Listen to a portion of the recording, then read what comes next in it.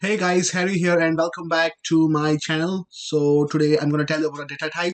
So basically data type is a classifications of the data in a survey category based on the natural and intended use. So data types provide a way to define the types of data that variables or object can hold.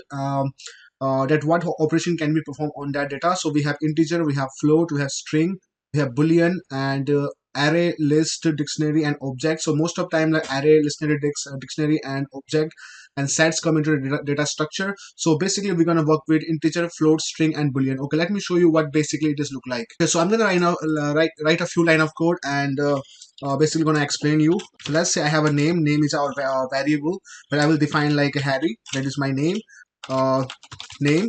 So that will give me a print Harry. So basically I want to know what type of data is this, so I will put type and I will say Harry, that's sorry, a name, that is a string. So this is a string data types. Anything like numerical data types, we will say like, okay, value equal to 10. So I will say print value. So there you go, 10. So basically if I say type and value, integer value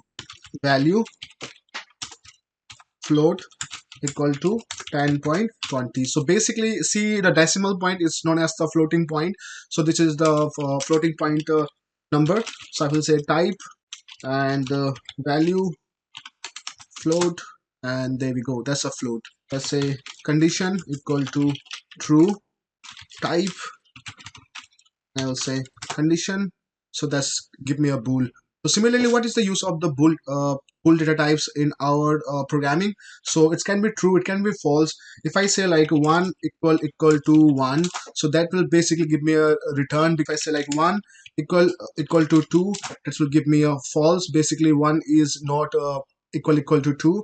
So if I say like 1 isn't equal to 2, that will give me true, because 1 is not equal to true. So exclamation mark represent not equal to. So similarly, double equal to represent equal to. If I say single equal to, that basically store the value, like I have mentioned you above. So name is a variable where equal to represents storing a string value, which is Harry. Okay guys, hopefully you enjoy this and peace.